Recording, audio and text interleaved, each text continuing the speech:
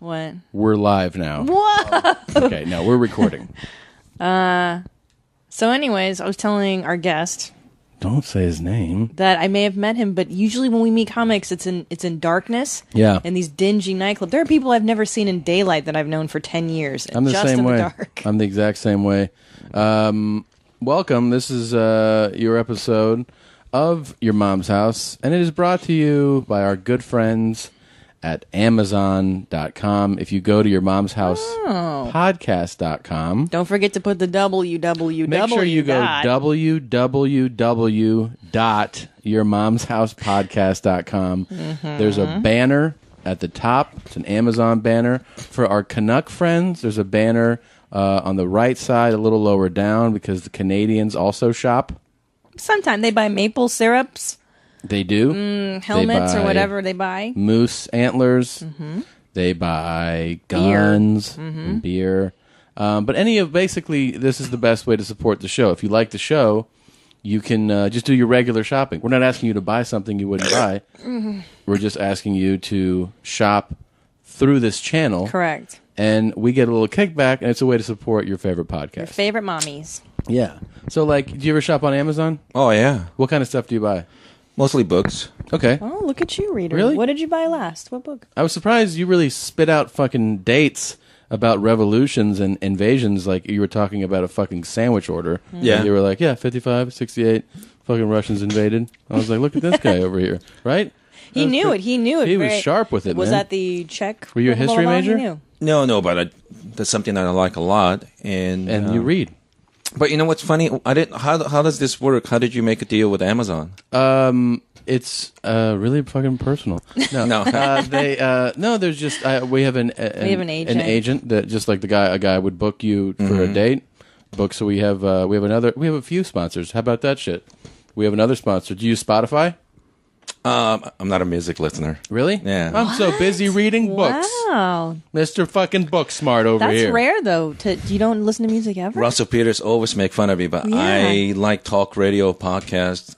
Yeah, that's cool. I'm not against music. It's just not That's where I met Wow. you. That's where I met you, by the way. I don't know if you remember. at Russell's place. I met you at Russell's old place. Oh, wow. So it goes back. It's a way while. back. Yeah. I came over to his house. It was late at night. RP's house? Yeah, and I came in with Russell, and this motherfucker's sitting on the couch eating chips. And I was like, hey, who's the fucking Asian guy sitting on your couch? He's like, oh, that's Yoshi. He didn't even look. He's like, oh, he's fucking Yoshi. He just exists. Yeah, so we should probably say now that our guest is Yoshi. I don't even know if you have a last name. You don't have a last name, do you?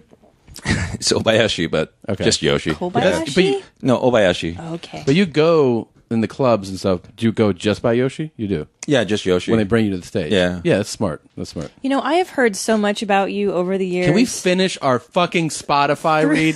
through Russell Peters, and Yeah. nobody told me that you didn't like music. So I know. you know what though? No, If you I go to don't- our I don't- Website, if you go to our website and you click on the Spotify banner and you register through Facebook, it'll take It's you to so Facebook. quick and easy, dude. Yeah, Can I tell you you this? can find anything you want. I know. I think I've used them to listen to comedy. Okay.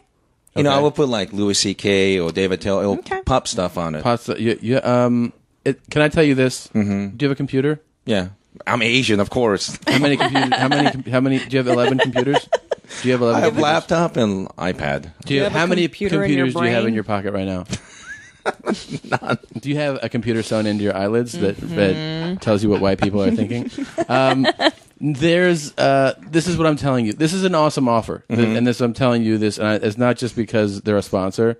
Spotify, you know, like if you look for a song and you download it, there's an audio quality level to it. It is as high. It's like you bought the album. Right. So Spotify, if you go through our banner, yourmomshousepodcast.com, you click it, you sign up in 90 seconds, and then you basically have a library of like fucking 3 million songs. It's amazing. Yeah. And I mean, probably some of the big hits from when you were a kid, Japanese songs that I can't recreate for you, but you know, they're probably on there too. Can you give us a little taste of what like a popular Japanese song was when you were Yeah. Pizzicato 5. Remember them? I don't listen to it. I don't know. I couldn't even tell you You one. can't say one? I don't know. No? Pink Lady from '79. I don't know. Pink Lady. I remember Pink Lady. Will you say, okay, will you say, I I need to change my diapers in Japanese. You want to say? I need to change my diaper in Japanese. Let me start you off. Diaper this. What? No, I'm just spacing out. How do you? I don't even know how. I would imagine they would say that the word diaper, or 変わらなくちゃダメだよ. See, just like I said. Yes. How about By the way, I know about that website you're talking about because that's my friend's company. My friend's friend's company. Your friend's company is your mom's house podcast.com? No. Is Spotify. Oh, Spotify. Are you serious? Sean Parker. How do you know everybody? Sean Parker. My friend David Cho. Why do you know everybody? My friend David Cho, who did the painting for Facebook, it was Sean who contacted David Cho. Dave did the artwork for Facebook 6-7 years ago, and they instead of taking $60,000, he took stocks with Facebook. So smart. So it's worth. I don't know how much it is. The New York Times said 200 to 300 million. I don't know. Jesus fucking. I would have taken Candy. And what's his name? David Cho. He's worth 300 million now. Something like I don't know what's the Facebook. And he'll answer your calls and stuff. Yeah, I mean we do the same podcast, but he's friend of Sean Parker and Mark Zuckerberg, so that's the only reason why I kind of look up Spotify or whatever. I think that's his company. You got friends in high places. Will you say? Wait, is this a language thing today? No, I'm just curious. I love Japanese. I love. It's really rusty, like my English. Okay, but say instead, like forget. Say, oh, I shit my pants again. Oh yeah. In Japanese. How about I shit my pants. I gotta wipe down. What? Shit my pants? Yeah. Jesus, man. I know the pressure is on. Because I wouldn't say stuff like that. I know. Well, we didn't expect you to. I guess you don't really learn that. Well, how old were you when you came here? I don't know. Punch ne unko shita. Punch ne unko shita. That's probably like really bad. So that's roughly I shit my pants? Yeah, unko means shit. Unka. Panzu means pants. Ponzu. So I want some ponzu sauce in my pants. Are you guys ready to start the show? Let's do it. Oh, so we haven't started yet? No. This is the pre-read. I mean, good. I mean, no. This is. It's in there. It's Can I in use another there. beer then? Yeah. Here, let me grab you one. Okay. You sit here. Well, I'll do the intro. Yeah. Go, Tommy. It'll be fun. Okay. I think that's a part of leadership, is to have some of the guys that have gone before that have been disappointed to share it with everybody involved. For me, it's a reminder. I, too, have been here 23 years. And it is a reminder. I've been here when it was glory hole days, and I've been here when it wasn't. And so having said that, I want me some glory hole.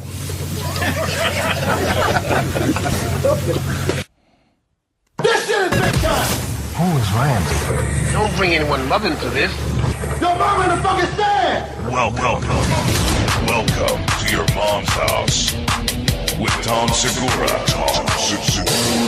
and Christina Pazsitzky. welcome to your mom's house.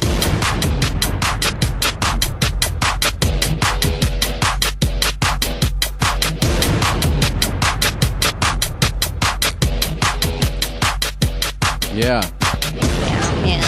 I mean, that was the show. Yeah. That's how the show goes. We have a little pre-show. pre-show. Okay. That's part of the show. And then we play our music, and that means, the show's officially running now. You know what I'm saying? Yeah. That makes sense, right? It's on like Donkey Kong. Yeah. So now, how old were you when you came here? Let's again reintroduce our listeners.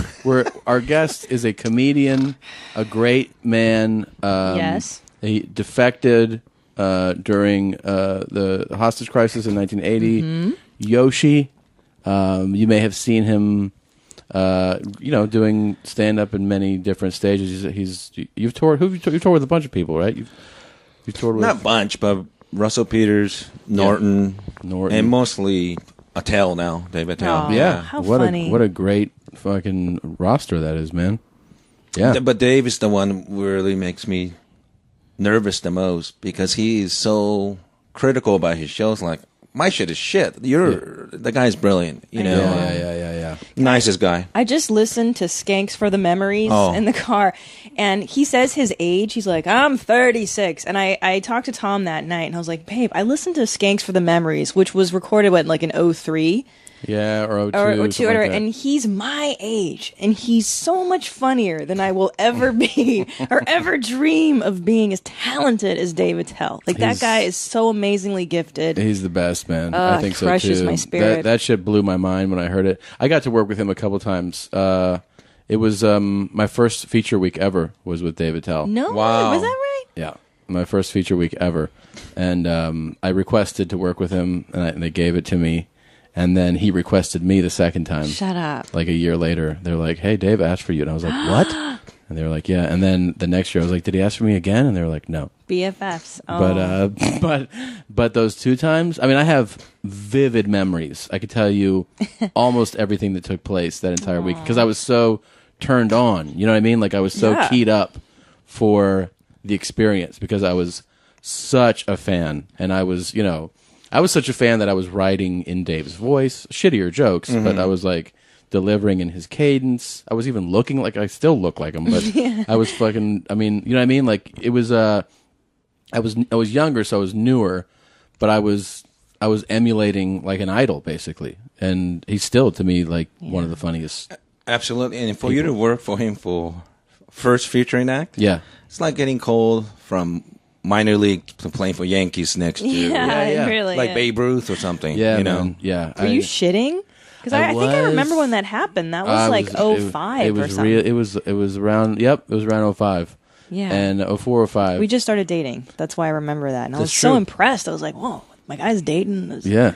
Opening for Dave Attell. I remember he complimented me on a joke. Whoa. And then I remember the next year I worked with him, he was like, I did a couple of the same jokes from the year before. And he was like, "Do you want to be an actor or something?" Oh, he did? Oh, shit. Yeah. And I was like, "What? No, why?" He's like, "If you don't have 20 new minutes, man, you're not even writing." And I was Wow. like, "Oh, shit." But he was right. He was right. And I do turn over more than that in a year now. But at the time, it was all stuff I remember still. I mean, I still I needed to hear it. It was all great advice. And it was so fun to watch him work. He would record his sets on a actual cassette tape recorder. He still does it. With rubber bands around it. Really? Yeah. Different device, but he listened to every show.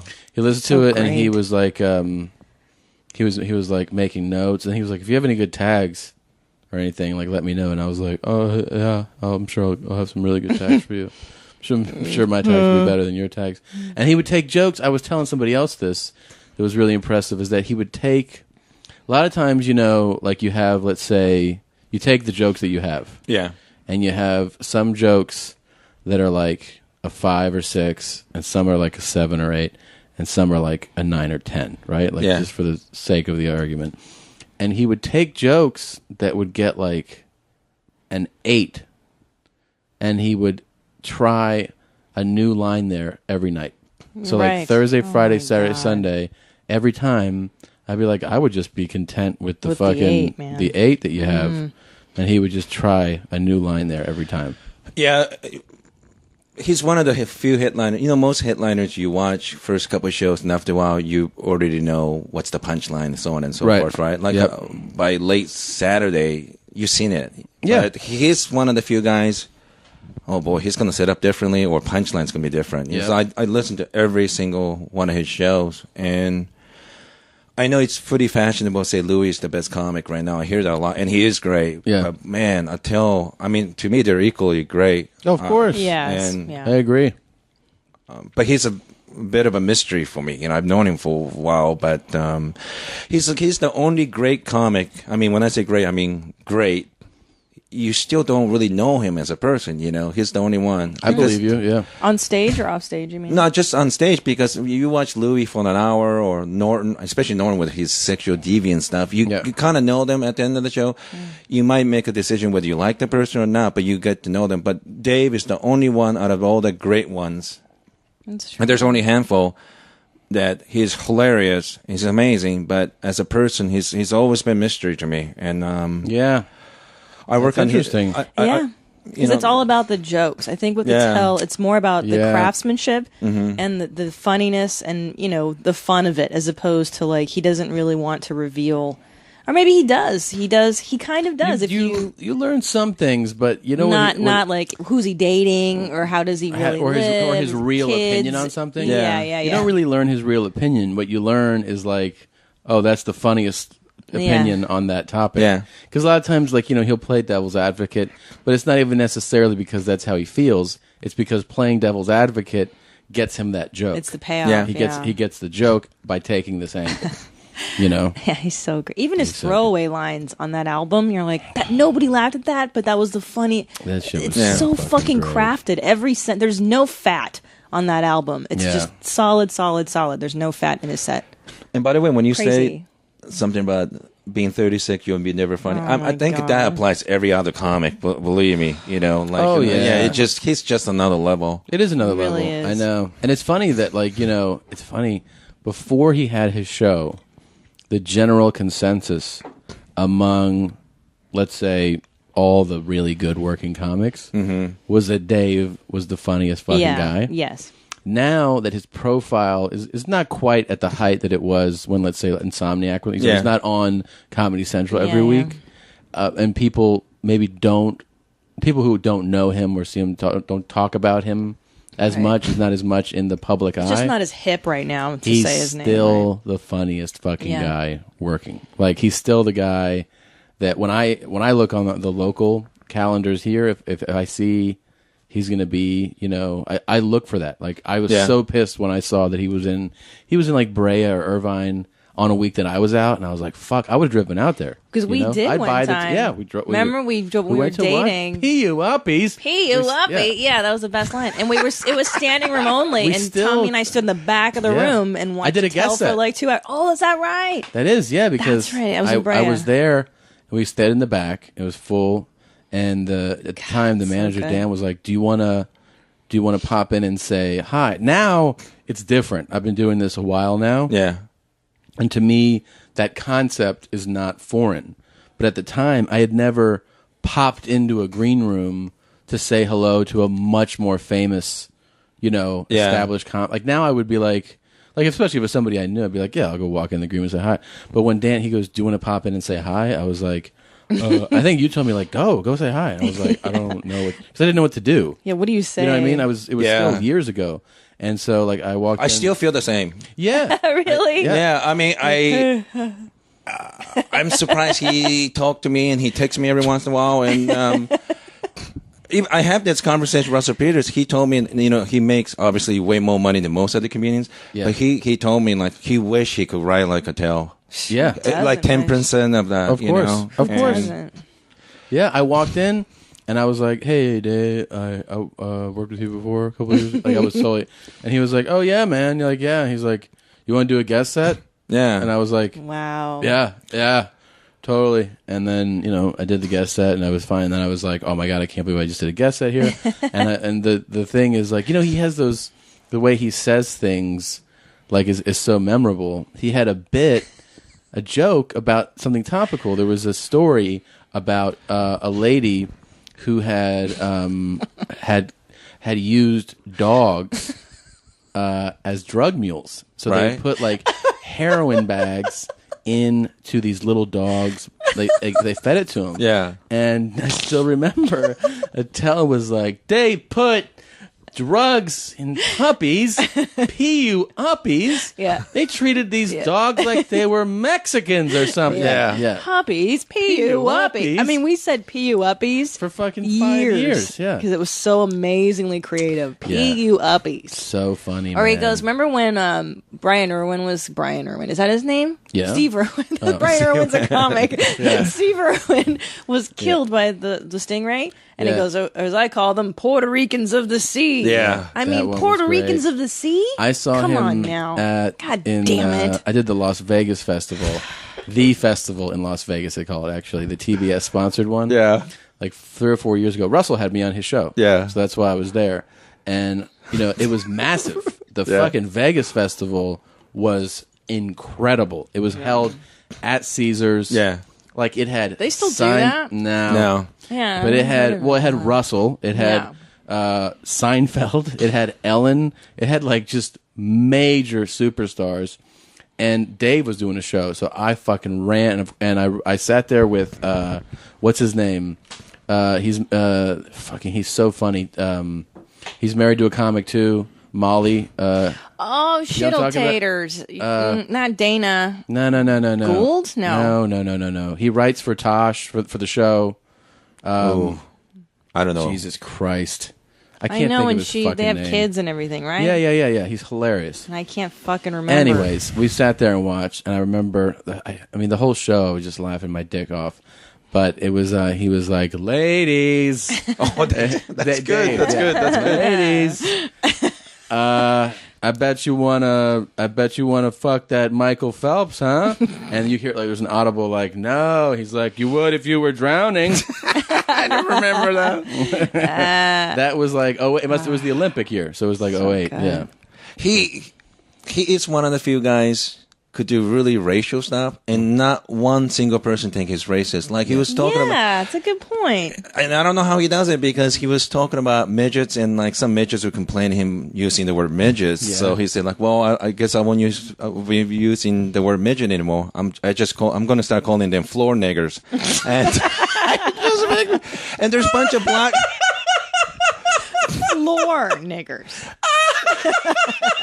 And there's like probably a couple dozen black people. They couldn't stop laughing, and I don't know why. When you use the word nigger, people get upset. But something about floor and the midget, it made everything okay. And he's one of the few guys who could do that. I don't. You're absolutely right about that. And when he said it, sounds so natural. Like, of course, that's what you would call them. But yeah, you never think he's racist. I'm done, people. I'm done saying midgets. They're so upset about it. I'm never going to say it again. Yeah. I'm going to start calling them floor niggers. Yeah, perfect. Maybe because there's like 0.0 hate inside There's of no Dave malice Attell. at all with Yeah, him. like everything he says. I got a friend, a midget. I call him baby shoes, and me and baby shoes. And but the way that it's everything is lightness. Everything about him. You know, there's no dark moments, I don't think. With You know what we him. should do? Maybe that's what it is. We should talk about David Tell. He's the best. We never talk about David. I know he's fucking. He is Let's great. talk about Yoshi. I do that thing now too, though. That where like I almost avoid like looking into and like getting into whatever my idols. You know what I mean? It's dangerous because then you. Yeah, I don't want to fucking sound like him or you know. Jim Norton told me that he doesn't watch any of the Louis stuff, the movies and TV so show, good. because he doesn't want to be influenced by it. Yeah. And I really never thought about it, but yeah. I don't watch a lot of stand-up. Like, you know that I don't know, I can't tell you, other than the fact that it's so famous, I know one thing that Jim Gaffigan has ever said, which is Hot Pockets. Yeah. I've heard people talk about it. Yeah. I don't know any of his act. Zero. I don't know any of Regan's act. I don't know really any of Jim Norton's act. I know who he is. Yeah. And I know like what he's about, but I couldn't tell you his act. I don't watch any of it. I try not to. Phyllis Diller, one of my favorites. Yeah, but you do. A hip young Phyllis Diller. No, she said that she never listened to any other comedians because she did not want to be influenced by anyone else's thoughts. You know, there's two ways to do it. I'm fascinated. Do you really think that hurts comedians, though? It can. I think if like, especially if you're a fan, like I'm such a fan so am I. that I feel like I would get so into, you know, the ones that I like that I don't believe that I like, it's not like, oh man, and then I fucking took that guy's bit. I'm not afraid of that. Yeah. It's just that like comedy, a lot of times, you know, you have like just thoughts pop into your head. So it's like if you're consuming nothing but stand up from these different sources, it's like on some level, is that going to pop into your head? I see. It does because you marinate on other people's energies and then it comes And if out. you don't, like, I can't tell you, I mean, I can't tell you really anybody's act right now. I couldn't tell you. I don't watch it. I don't watch anybody's act. I haven't seen a Can I special tell you, in there's a a while. few people, like if I'm at the Comedy Store, I really love watching Bill Burr if he pops in. 'Cause, he's always working on stuff, and that's cool to watch. Yeah. Louis C.K., if he's there, I'll watch him. Mm-hmm. And Brody Stevens. Brody Stevens, I will watch anytime. Yes! I will stay until 12:30 to watch Brody. Yes. Because he's so weird and fun. And I will do that amazing. too, and I also feel like there's a 0% chance that's going to influence Enjoy me. it. Yeah. Brody will not influence your I saw act. him last Bill- night. It's the best, isn't it? Bill, I watch if I want to feel like shit about my Right. If you act. want to think you're not writing, Yeah, you're not writing. I do watch Bill Burr, that. yeah. I will watch him because there's also like he's conceptually doing stuff that like I'm not doing that, and I also don't have his levels of paranoia and conspiracy, like all that. It's just not who I am, so I don't fear that, and I just find him brilliant. So I can watch that. But guys who I feel like, I have, I have something. Somebody's phone. Somebody's fucking phone, man. It's mine. It's mine. It's mine. It's Yoshi's. Fucking no, it's not. Mine's off. It is. Ooh, you're moted. Your booty exploded all over. But anyways, yeah. So I do feel like can that. we talk about Yoshi? Yeah, that's what I want to get to. So you came here. We were having this fascinating conversation before this started. You came to the United States in 1980. Yeah. You're an ethnic Korean that was born in Japan. That is correct. Can you explain that? Because we're usually white. How? I don't know. That would make no sense. I was just saying. Do you like kimchi? Yeah, I like. Do you like Korean barbecue? Because we eat it like every week here. I like Asian food too. How are you? Is there a lot of Koreans born in Japan? I think there's probably between 700,000-800,000 Koreans living in Japan. Are you serious? Maybe 1 million. Really? That's a lot. Well, Japan, the Russo-Japanese War in 1905 basically was a war between Russia and Japan controlling the peninsula, the Korean peninsula, and Japan won. Interesting enough, Japan bombed Port Arthur, and Teddy Roosevelt said that was a great move on Japanese part, sneak attack. Yet, right. Pearl Harbor, his cousin, other Roosevelt said that's a dastardly attack. But interesting. Now, most of the time, I mean, there's definitely nothing but good feelings between the Japanese and Koreans. I mean, there's a lot of Koreans that. Are you being sarcastic right now? No, I'm being completely serious. No. No? No. The Japanese are the Nazis of Asia. That's right. Right. Yeah, I say this in my act. I do. He does. So I'm saying that you're not disagreeing with me. You are disagreeing with me? I'm not disagreeing. You're saying there's a bad feeling between the two. Yes. Yes. Oh, I thought you were saying the opposite. Sorry. No. I'm saying that there are bad feelings. Right. And but now, how does? But that's a really conflicted feeling for me because of course. Growing up in Japan, when you're a young kid, you really don't know the difference between the two. Of course. Because, you guys probably can't even tell the difference between one from another. But that's not true. I dated a Chinese guy for 4 years, and I can tell the difference between a lot of Asian things. Tom, not so much. But me, hey, I was raised Chinese for 4 years. She likes a little soy sauce in her rice. You know what I'm saying?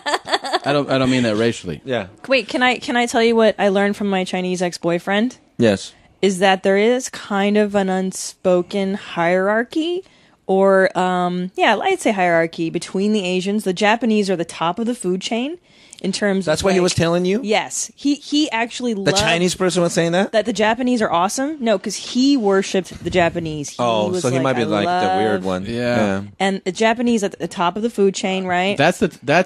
top. That's the Aryan nation of the Asian. Yes. world. All right. You guys are like right below Aryans, right? Correct. Chinese and Koreans. Chinese they're considered dirtier and less classy. That's the biggest Koreans, nation. right? After Japanese. It depends who you're asking. I think Korea's awesome. China and Korea, they have a good thing going on. Okay. They are like, what? You're good? I'm good. Then the Thai, Filipino, Vietnamese. They're not even on. They're fucking. They're down. Spit. They're and down shit at the bottom all over of the them. thing. Yeah. That's the way it goes. Is that right? Come on. There's hesitation here. Okay, no. I mean, that's. He's really. Yoshi's like, really. I'm trying to be careful because I've had physical confrontation with people about that stuff. So I got to be careful what I say. Okay. You've had physical we won't. confrontations. So yeah. Well, Charles Murray or Murray, I don't know how to pronounce his last name, but he wrote a controversial book called Bell Curve, 1994-95. Oh yeah. It's basically conservative, neoconservative favorite book. It's basically categorized in different race by IQ, and in that book, according to that book, and mind you, I'm ethnically Korean. In that book, the smartest people in the book, according to the book, was Japanese and Korean Japanese and Chinese, then Korean next, then whites after that. This is a white guy writing a book. Sorry, so we're fourth place? Fourth. Okay. I'll take that. I like Asians. Asians are superior. The Japan. Have you seen? I mean, I've been to South Korea only so far. I differ with that opinion. And it's the future. I will put the Jews on top. The Jews. I forgot the Jews. Sharp. Shit, they are good. But that's not a race. That's the only problem, right? What do you No, mean? they consider themselves a race. Yeah, The Jews? but they're not considered a race by Nazis. the scientific world doesn't consider Jews a race. Okay. That's a self-identifying thing. You can't be you're not a race of I Jews. thought you could be religiously a Jew, Right. like Whoopi Goldberg, but you could be racially you could be a Jew. I don't think there is. Are you sure about this? Because I'm pretty certain I live that- in Beverly Hills right now. I know a lot of Jews. I know a lot as well, and I'm not saying it in any negative or disparaging way. I'm just saying that I don't think that scientifically there's Caucasoids, there's the Ashkenazi. Negroid, yeah, and there's depending on which group you ask, there's usually either between 3 and 4 or 5 and 7 different races, because the more progressed version of how many races has a different race for, let's say, the South Pacific Asian is a different race for them as opposed to the Mongoloid, which is further north and so on and so forth. That's what you and I are. I don't We're think Mongoloids. that either Hungarians of or those, Huns were descendants of the Mongols. neither of those Absolutely. groups considers Jews to be a separate race. I don't think so. If I'm wrong, I'm wrong. Okay. Well, ask But Europeans. Yoshi's right about that. you could be. You could be. I think it maybe self-identify as we're a different race, but I don't think scientifically they do. I think in general, when you have a stereotype in this country with Asians being smart, it's because they send probably the lucky and especially the best one out of Asia to over here. Yeah. But you go places like China, illiteracy is pretty high. That's outside of the major cities. Major obviously, cities, like yes. anywhere. So I don't necessarily think Asians are any smarter than others, but I will say I am extremely impressed by the Jewish group because that original brilliant ideas. Yeah. right. you're talking about 20 to 25% of Nobel Prize winners are Jewish. Yeah, no. Show business. Look, it's an impressive. The arts. Yes. It's an Lawyering. impressive group. They are. They're amazing. The other thing that Jews do that is brilliant, and it's almost like it's taught, but it almost feels natural, is that Jews will support one another. Yes. Within communities. Yeah. And so they'll keep you see that a lot. Like in LA, you'll find But you don't think that's true for other group too? Like Mormons helping each other? I just feel like the Jews do it more effectively and efficiently. Like they really they raise themselves as a group. Yeah. They elevate, the entire community elevates itself. And I don't feel like other races do that very well. I think that the Hungarians do that a little bit. Us Eastern blockers. yeah, The Russians. the Chinese and the Koreans do it in Armenians, LA. yeah. You know, like you have the Chinese I mean, do, yeah. the real fucking racket where you can either win out or lose big is real estate.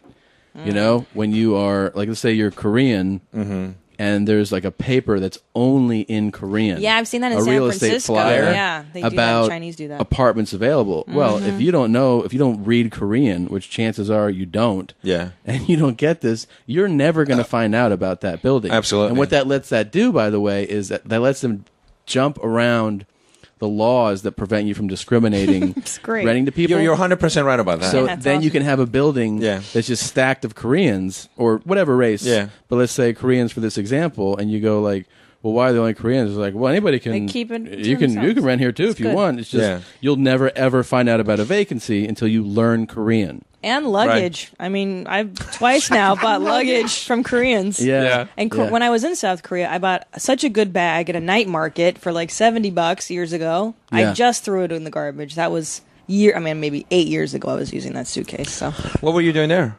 I was doing military tours. And can I tell you, I fell in love with South Korea. That guy? I would walk around. How dare you? No, it wasn't a guy. It was an Evergreen. But I would walk around in the night markets, and I would just I was amazed. I couldn't sleep at night. I was so amazed by how different it was and how futuristic it was. And that's when I came back and I was like, oh, the Asians are going to kick our ass. Like, America is nothing compared to the efficiency and the cleanliness and the technology. Yeah, they got to get the fuck out of here. Fucking attitudes. I'm just totally making that up.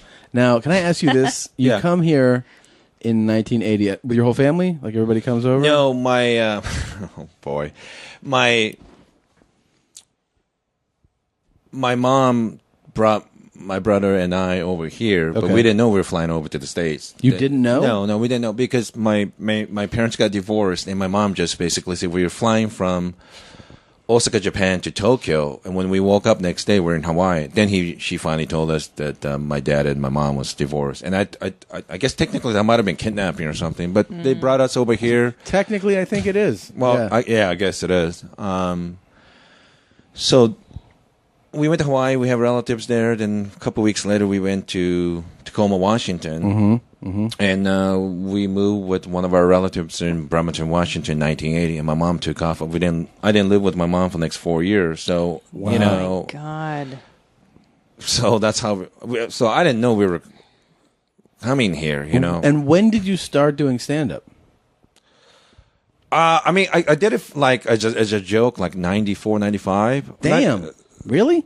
I mean, I did it a couple of times. Then I got out. I was just too busy working, and then I got into porno business like 98. Okay, let's take a step back. So I just moved here just to get out of my family problems up in Washington. I wasn't really planning to do stand up. But you moved to LA. Yeah. All right. I got a job at the porn company. What was your first job there?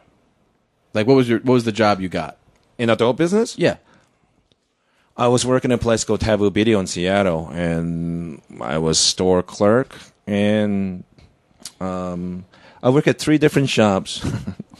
Elmo's Bookstore, R&R Adult Toys in Bellevue, Washington, and Taboo Video in Seattle. And I started in the very bottom. I mean, really? The bottom of the porno stores? Oh, no. I used to mop those booths where guys jerk off in there. Really? Yeah. You know, I had a similar experience here in LA.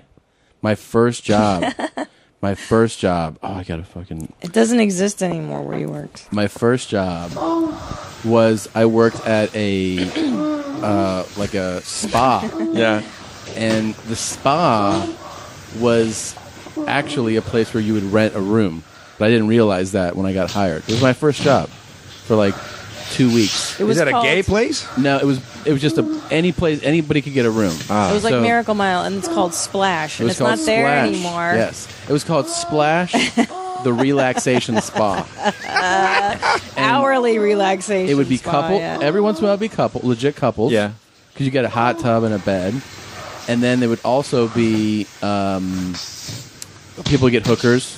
Yeah, or escorts, and then there would also be gay escorts. Absolutely. People would hire them to do that too. Now, I've always wondered, so was there like a peep show where the thing went up and down and then you had to come in and mop up that room? Or? That's a lusty lady across the street from Taboo Videos. The lusty lady in San Francisco they have. They used to have one in Seattle too. Okay. So, you know, the place I work, people just put quarters and watch movies. And jerk off. But sometimes they'll take drugs. Okay. Sometimes they sleep in there if they're homeless. Really? I'll catch them sometime in the morning. They're passed out on the floor. Their hair is stuck on the floor. And because people are jerking off there all day, all night. You know? What's the cleaning procedure? Is it just a mop and a bucket, or do you have to disinfect it?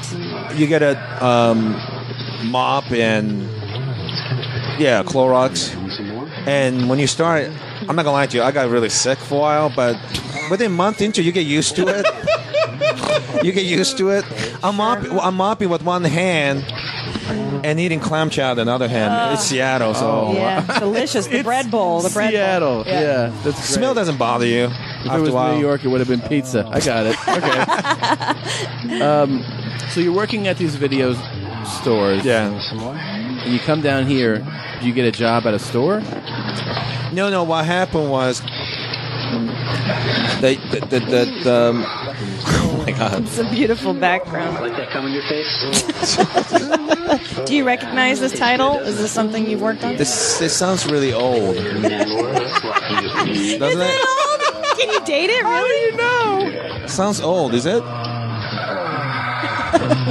It's almost like 70s or 80s movie. No, it's just Wow. We should play that with him at some point, where he could try to date or name the porn. Wait, do you have to have it? If you can name this, I'd be blown away.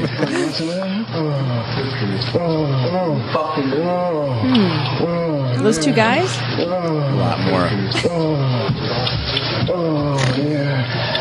It sounds like one of those anabolic gangbang movie. That's right. Yeah. Wow. Are you serious? Look at Yeah, I think so. you. Yeah. Huh. I've done that jobs too. I have. You're a real savant for stuff like this, you know. No, I've gone. I know you admire Jews, but you're pretty good, man. I've gone to gangbangs. I had to do paperwork for them.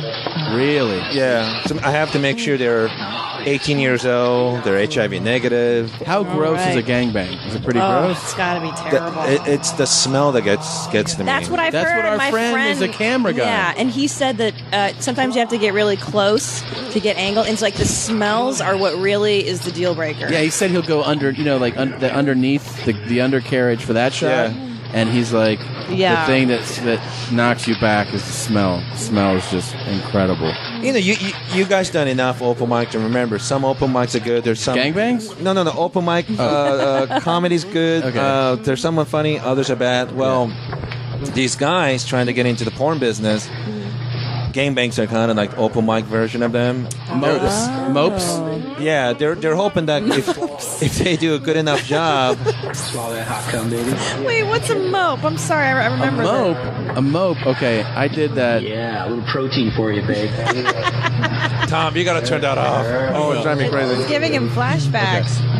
1 second. I just want to. Yeah, this is the last drop, huh? Wow.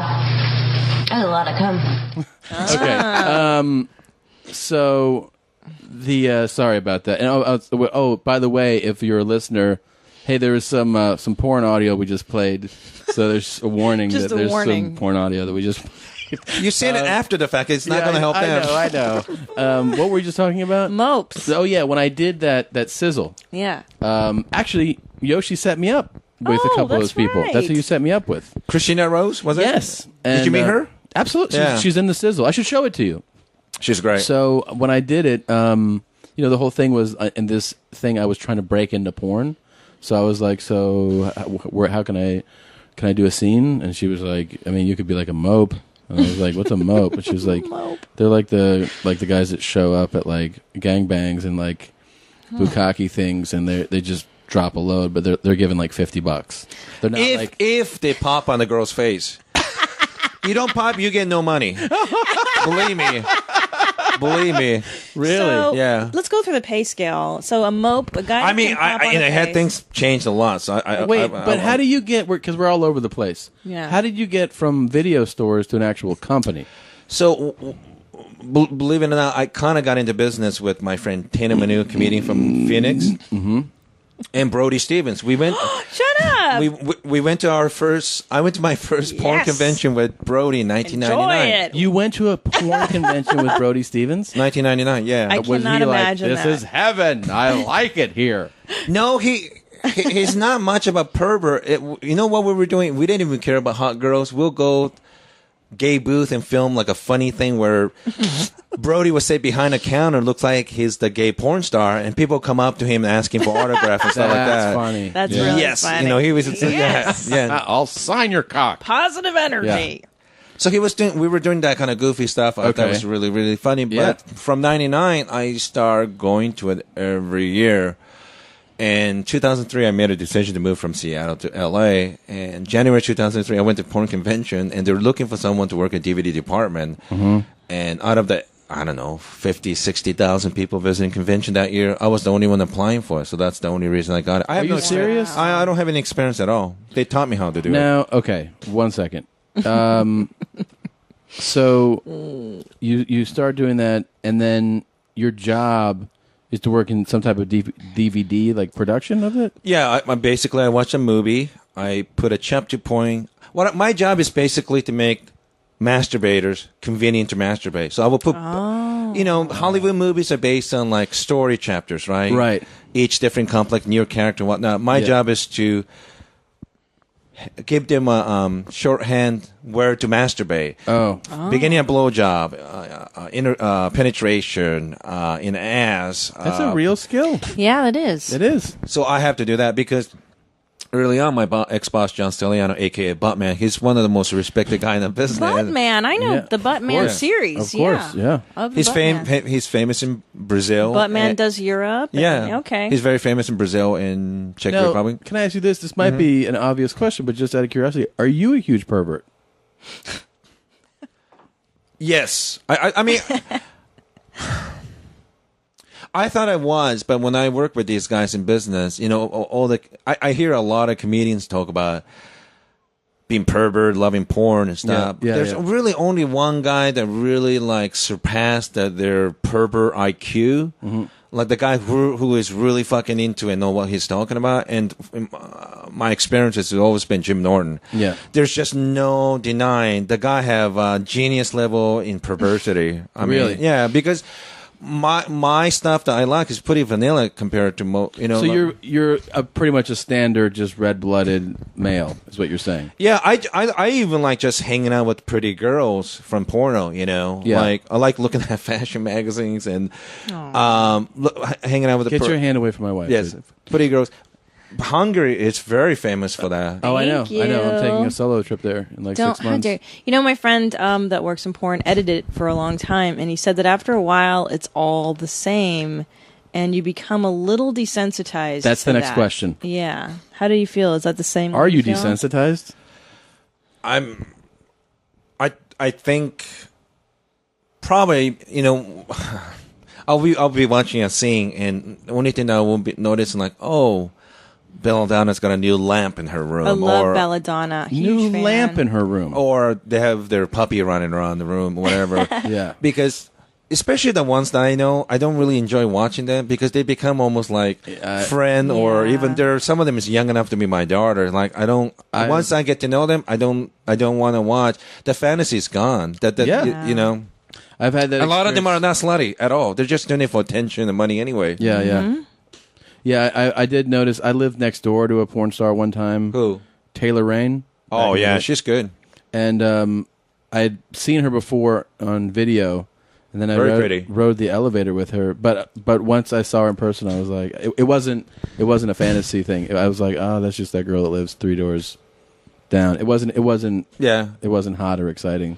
No, I got to meet Belladonna on Sam Tripoli's show like a year or two ago. Mm-hmm. I really liked her, and I found her to be so smart and so savvy and like cool. And I wasn't expecting that because usually with porno chicks, they can be like they're kind of stupid. Yeah. I got a bad cool. Yeah, and you're like, oh, boy. She is.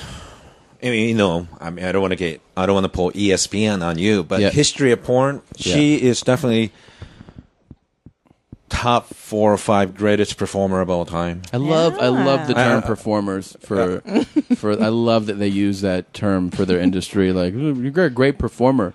You did a great performance. Not only good performer, but she's really into it. Yeah. I believe that. And that's what makes a great star. I also love Jenna Jameson because she looked as though she was enjoying herself. It wasn't forced. It wasn't labored. It wasn't like, oh, this fucking hurts. Stop it. Don't touch me. See, she liked it. I didn't like her later stuff. No. I get off on that. I also get off like when you can see in the face the girl's like is defeated, is broken, and you can tell. You see, you like that? Yeah. You can see like you could show like, oh, I don't have any other options. This is I'm trapped in this right now. The GED this never. This $1,000 might help me get back to Beaumont, Montana. So you must like that, and you're being serious right now, right? No. If you were, I was going to tell you to watch a guy named Contusion. And his thing is to humiliate to make the girl break down.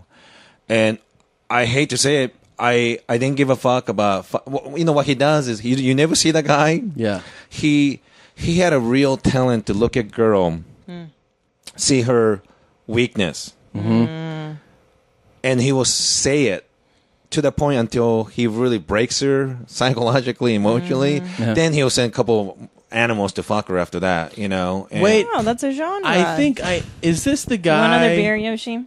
Yes, please. Sorry. Yeah, no worries. Is this the guy who there is? I don't know, obviously, as well as you do, but there's a guy who's always off camera.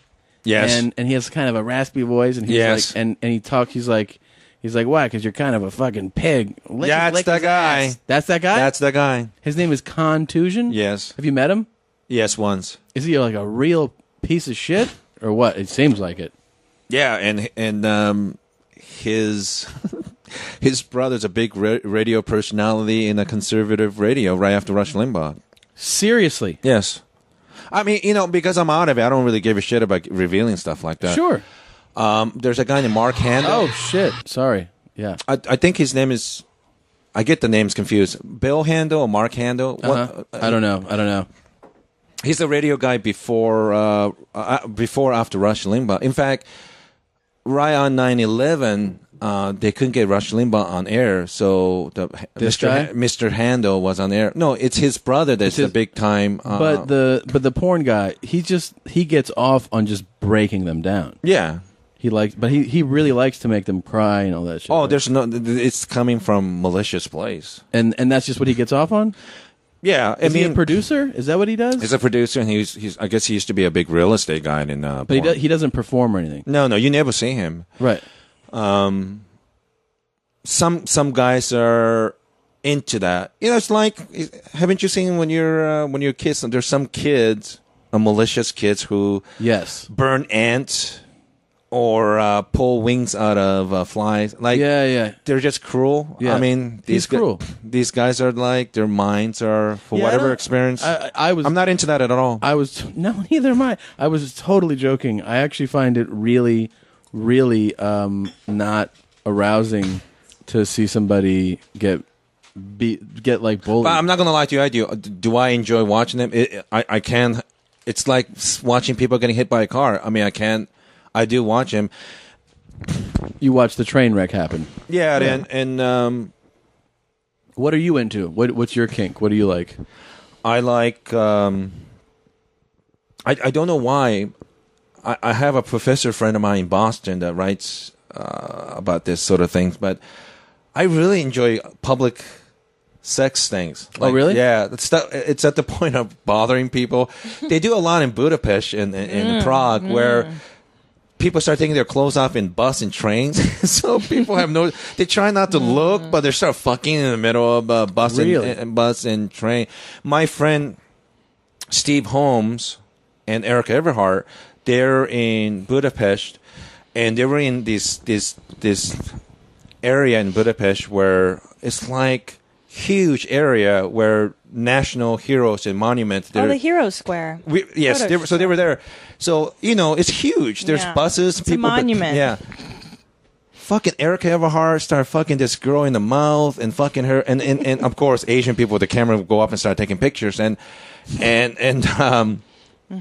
fucking. There is even mother standing there with their son watching it, and cops are watching for a while. And cop was nice enough to wait until it's done. Nice enough to wait till after it's done. We're Hungarians. We're considerate people. Jesus, man. And Eric was very scared, but Steve Holmes is a German performer, and he just said, "I'll take care of it." So I think Eric Everhart, he's Canadian, by the way. Oh. He thought, we gotta pay this guy $4,000 or $5,000, $10,000, and Steve Holmes lives there, and as a German guy, he just like, let me take care of it. He kind of talked him to that cop to take only like $50, $100. Oh yeah, they're very corrupt there. Wow, that's it. For fucking in the street. Oh yeah, if you get pulled over in Hungary.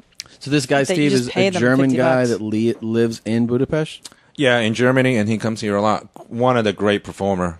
Unbelievable. Yeah. Because first time I saw him was about 10 years ago in Barcelona Erotic Film Festival, and you know we have conventions here, but it's nothing compared to Europeans. Barcelona, you know, he'll go up and girls will go up on stage and say, "Hey, who want to fuck me?" And the fans will raise their hands, and she will pick whoever want to fuck her and bring them up on stage. and they would try to fuck her. But, there's almost 1,000 people watching it. That's a lot of pressure. Yeah. Women could fake, but men can't fake. Either you're hard or you're not. Mm-hmm. And these guys go up. But what surprised me, was a transsexual will go up and say, "Hey, you want to fuck me?" And that's hands are raised, and people go up and trying to fuck her on stage. And they're just a lot relaxed over there about that sort of thing. And are you saying? But were you tying Steve into this? Would he perform? I saw him first time I saw him. He was fucking this 3 girls on stage, no problem. He's hard as. And he's old school, no Viagra. He is just an old school pervert. Real champion. Wow. He could fuck anytime, anywhere. But that's when he referred to them as performers. It's because it's not real sex in the way that you and I have in meaningful. Mm-hmm. The cameras, the lights, the pressure. That is a performance. To be able to get a hard on and there's no intimacy, right? At all. Not. It's like kabuki sex. It's not real, right? Oh no. So, do you remember this film? You know what year this is from? No. Can you tell who that you're thinking? I couldn't even tell you. A little disappointed. I thought this was, She sounds tiny, though. She sounds small, yeah. In Hungary, too, the Russians, the mafia runs a lot of it. Maybe that's part of the reason they turn a blind eye to that shit. Oh, yeah. I was there in November. I can't even remember the famous street over there. It's a very much tourist trap. Yeah, there you go. Yeah. I'm walking there with my friend Brandon Iron, a performer from Canada, and we're walking there. Great performer. What's his name? Brandon Iron? I don't know him. Yeah. He used to do a thing called Slap Happy. Jim Nolan loves it. He's fucking girl, and he slapped the fuck out of these girls. And I'm not kidding. It's MMA level. Really? Yeah. Jesus. But some women are into that sort of things, That's right. They like getting slapped that really fucking hard. My friend Sandy that used to work at Evil Angel, I'll see her sometimes Monday morning after the long weekend, and I see her, and she has a black eye, and she just say, had a great weekend. She's into that, Yeah. Not every woman, but So Brandon though would fucking drop the hammer on somebody. Oh yeah. I mean, he will only do that if she's into it. Well, of course, I don't mean like he's just walking up to people. Every great directors will. Like Joey Silvera is a good one. He will meet a girl and talk to her and find out what she's into. Mm-hmm. He's not interested in forcing you to do stuff that you don't want to do. Right. It's bad for singing anyway. You could. I mean, at least I could tell spending 13 years watching these things, like when somebody's faking or they're not having a good time or borderline rapey, that's not good. And I hate that. Yeah, that's not good. I'm not into that sort of thing, but I am jaded. I mean, it just... Of course, you have to be. So now you're doing a lot of stand up though now. When did you start? Because you said you tried it, you fucked around with stand up in 90. Here's something that fascinates me, okay? And I don't know if this affects you the same way, but one thing I've always been intrigued by is like a foreigner coming to this country and actually getting humor. Do you know what I mean? Like it's different. I had this question with I was talking to Kumail Nanjiani. Okay, you know who Indian that is? guy. Yeah. He's Pakistani. Pakistan. Sorry. Yeah. Whoa, they don't like that. I'm sorry. He's not gonna like that. No, but he moved here. He moved to the States when he was like 18 or 19. Mm-hmm. First from Karachi to the United States, and then started doing stand up. I don't know, a couple years later. So when you start at like 2021, and I wasn't trying to say like I can't believe that like a Pakistani person can do stand up.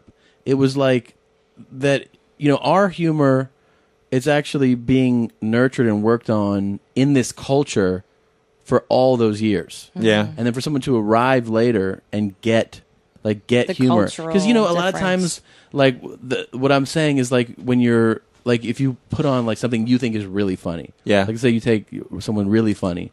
Dave Attell, we're talking about Dave Attell earlier. And you put Dave Attell on, you take the average, okay, sorry, but no other way to put it, the average foreigner, someone who arrived here, and you go, do you think this is funny? Don't you think there's a lower like people would be like, what? I don't know, because my parents are Hungarians, right? And like my dad will come see me perform, right? And I know just because of he's been in the country since we've been here since 1980. He's been here 30, right? But since 1969, since Canada, okay. So he's spoken English since 1969. Yeah. But I know that the frame of reference is just not. I don't think he really understands the way that Americans do. You know, like there's the little things. But Yoshi was younger when he was brought here, so you really were weren't you brought up more in the culture? Yeah, and I know exactly what you're asking me. You do. Yeah, and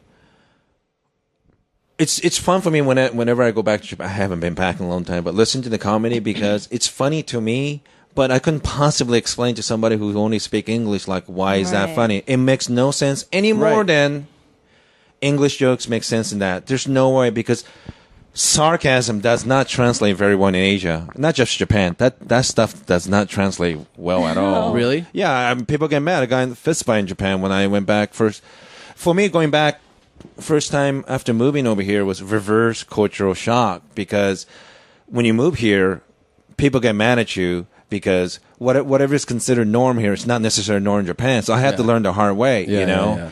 So by the time I'm comfortable with the norm over here, when I go back to Japan, they get angry with me because they look at my face like I'm one of them. Yet I don't think like them. You know what I'm saying? Yeah. And sarcasm, that they don't like that at all. Anything? Really? No, because especially Japanese, even out of the old Asian people, hypersensitive about making their problem everyone else's. They don't like that. They don't want to make other people feel uncomfortable. So sarcasm or being, cynical and stuff, which is funny to me, but they don't like that over there. Right. I don't think. Yeah, sure. Well, I had a Japanese friend, say that, like, even in the telling of a story in Japanese, like he would, like, let's say he did get into a car accident before he went to somebody's house, and he would start to tell the story, and judging by their reaction, he would actually, like, augment the story so as not to upset people. The listener, right? Like, because he doesn't want to make them feel bad or, like you said, burdened by this stuff happening, even though it could legitimately be a bad thing. Mind you, I'm not Japanese, so I'm not praising them because I have a lot of conflicted feeling about Japanese and Korean people. But right after the tsunami, I couldn't. There's just hundreds of thousands of stories where people who are even injured and bleeding will tell you, "Please, don't mind me, and please think about go ahead and help others, who need more help, and cutting up the line, unheard of. That's just not going to happen. And millions of dollars to retrieve, and people find it in the street, they give it to rightful owner. I'm not saying that's not possible. I'm not saying that's not possible in the States, but I got to tell you, Japanese are way better than Koreans. I mean, just based on that story alone. Just based on that story alone. I was going to knock her in the head one day out here beside the garage because she called me retarded. I was going to knock her in the head with a claw hammer. Okay, now you think she called me... Okay, so this is a clip from a documentary we've been obsessing about called Stevie, and this guy says, I got mad at her because she called me a retard. Now, that's what I hear. That's what she hears. A retard. A retard? You tell me. And I hear she called me a retarded. What do you hear? Okay, can I play it for you again? Yeah, listen to it. I'm not a good listener. What, can you fucking... Okay. Try. Goddamn Koreans. We need a third person to... I was going to knock her in the head one day out here beside the garage because she called me retarded. I was going to knock her in the head with a claw hammer. A retard? I mean, do you want to hear it again? What are you asking me? What's he saying? Is he saying retarded or retard? Here, just listen.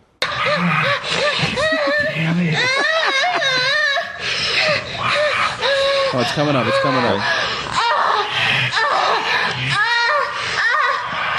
Retard or retarded? What, did you hear it? It sounded like retard. Oh, yeah, shit. Thanks, buddy. I was going to knock her in the head one day out here beside the garage because she called me retarded. I was going to knock her in the head with a claw hammer. Retarded? It sounded retard. No, she called me a retard. He's putting the emphasis on the wrong syllable. But it is my second language, Tom, so I don't know. But he's listening even more closely because it's his second language. I don't pick up high heels, coal shovels, and beat my children. Oh my God. Okay, there's so much I want to do with you, man. Thank you for coming over. Yeah. I appreciate this. You're a great guest. Please. But Budapest, Unbelievable. Beautiful, right? How about the women? I'm talking about women. Oh, you are talking about women? Yeah. He doesn't even care about everything else. Yeah. Do you like the food? How do you feel about the food there? I don't remember. They didn't really leave me any sort of impression. Did you get laid there? Wow. No. I was only there a few days, but I hang out with my friends in business, and I meet all the talents there. And talent. A lot of talent in Hungary. I don't know what they put in the water, but Prague, in Czech Republic, and Budapest. Yeah. Beautiful, right? I want to take a solo trip, just me. Maybe bring a buddy. How dare you? And just see what's out there. You know. But the guys aren't as cute, though. Is the thing. That's the guys why are dogs. I want to go alone. The women are beautiful. The guys are not. I don't know. They're physically tall and strong, so they're good for performer because they could do a lot of performer. I love it. Rough scenes. Yeah, that's what I like. Yeah, and I think that's one of the good. This is terrible because my grandparents will hate me say it, but one of the great things about communism was for that part of the reason. That's right. I think it really helped women there because they didn't grow with junk food. They didn't grow with a lot of entertainment and sit on their ass all day. Lack of refrigeration, so they probably had to go to the grocery store every day, so they had to walk more. But there's the raw beauty from Eastern Europe, women from Eastern Europe, they're just... On behalf of all of us, can I say thank you, communism? Thank you, communism. And can I tell you something else? I was just saying this to my cousin Julie, who was visiting, that our grandmother was such a hard-ass broad that, you know what I mean? Wake up at fucking 5 a.m, walk 3 miles to the mall, cooking, cleaning, doing everything, just because that's the way that she was raised. Resilience, real, no options, no bullshit. Yeah. And Americans are soft in that regard. I will say that. Yeah, I have that. I like that. I don't know how many times I go work out with my friends, and we'll go into 24-hour fitness or whatnot, and he. We'll find the closest parking spot. We're going to go and work out, right? So what difference does it make if you park the farthest? We're going to walk anyway. But that mentality, especially in Southern California, it's not going away. I know. We got to get to this because we got to keep this going. I want to talk about. We were discussing. I was in Montreal. Yeah. And sometimes in Montreal, you have a good time, you party. Good strip clubs. He drinks and he does marijuana.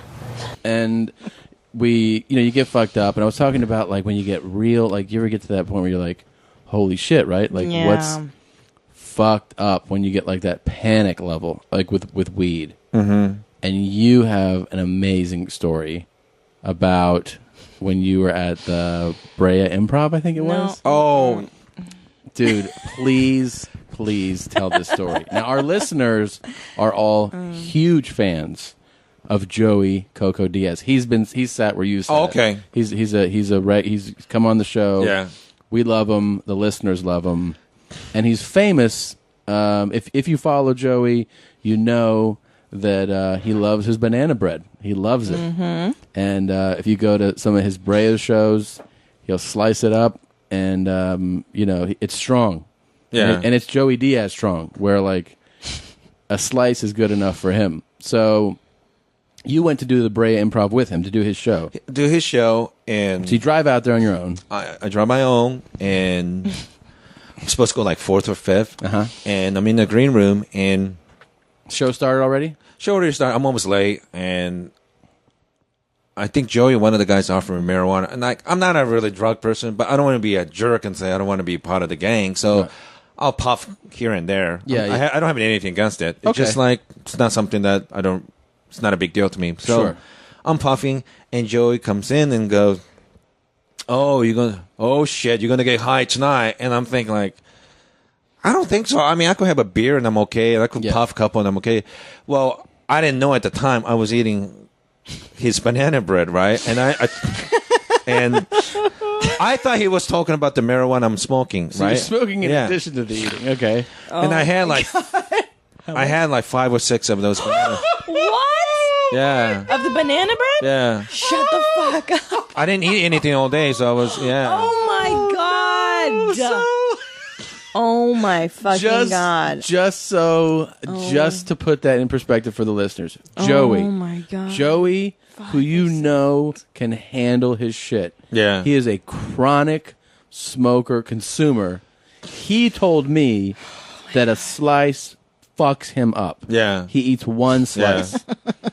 So you ate how many? 6 or 5 7? or 6. 5 or 6 with beer and smoking. Right. Yeah. So, but the eating is God. like. So when he sees you, he's like, oh, and you're like, what? You don't even know yet. You don't. No, I thought he was talking about marijuana, Right. smoking the marijuana.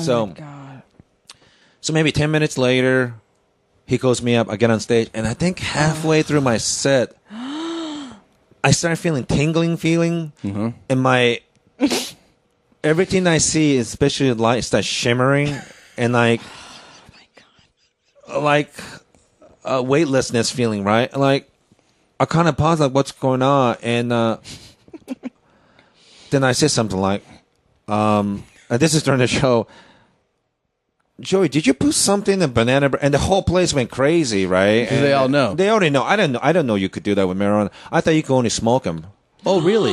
I don't know. I'm not into. No, it's okay. I just didn't know. So you're totally caught off, because that actually makes even a bigger impact that you don't even know. I have no idea. So I'm talking, and my ears are hurting because at this point, Joey is laughing so loud, even though he's about 80 feet away. It was so loud, it was hurting my ears, and he couldn't stop. Like, oh my god, I'm tingling. Everybody's laughing. I mean, they're not laughing at my joke because I never experienced anything like that, right? So, oh my god. So they're laughing. He think it's funny. I ended up going to Garage Bread. You know that parking lot across the street from Bread Improv, right? Yeah. I had to sit there for like 9 hours because 9 hours? Because when I reversed, everything was shaking. Like I'm gonna run over somebody, kill somebody. Yeah. Yeah. So it was 10 p.m. Around 6 or 7 a.m. I started driving out of there. Oh my god. And Joey will call me every 2-3 hours, and the only thing he does is just laughing at the other end. He doesn't even ask me.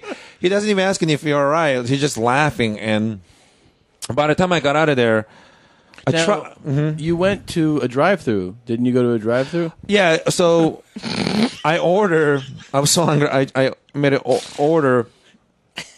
Then it's like 8 something, and I drive in the driveway, and I couldn't find the window, so I kept driving in circle for like 7 to 10 minutes, like just over and over and over, like doing laps around it. I don't know why I couldn't figure out where. By the time like close to 7, 8, 9 minutes, I find. Because he put his hand out a window, so yeah. He's like, this guy just fucking got. Yeah, he totally was like, he just got to America. He doesn't know what the fuck. He's doing. And I got my food. I ate, and I passed out a couple more hours at the parking lot. Then I think I got home like 11 a.m. or something. Yeah. Wow. Yeah. And the show was at 8 p.m. in Brea. Yeah. Holy now, shit. what were you doing in your car? Were you just freaking out, or were you able to sleep before you got food? I couldn't sleep. I couldn't sleep, and I wanted to throw up. I couldn't. No. But I had another experience in like 1990 or 91. I was helping a couple of my white American friends get a job teaching English in Japan. So they're visiting me, and they left early in the morning. I got up late, and my eyes were itching. So I went to my 2 American white friends' room looking for Visine. Mm-hmm. I found one, and I just dumped a whole bunch in my eyes, right? Right? So it's wet, so I'm relaxing.